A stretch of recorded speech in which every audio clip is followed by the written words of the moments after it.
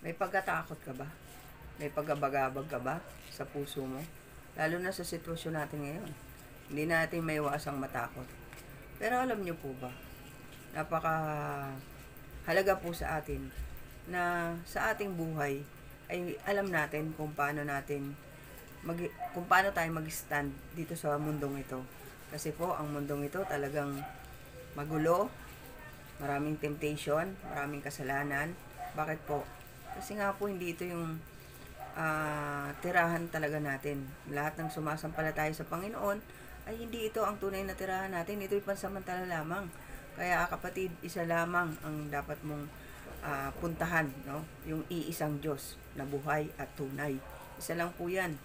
So, baka naman kasi kaya tayo may pagkatakot, may pagkabagabag, ibang Diyos yung ating nakikilala. Ibang Diyos yung ating tinatawag. Yung Diyos na may mata, hindi nakakakita. Yung Diyos na may katawan, may paa, may kamay, pero hindi nakakakilos. Kapatid, ito na yung time na to na kung saan ay pumunta ka sa tunay na Diyos.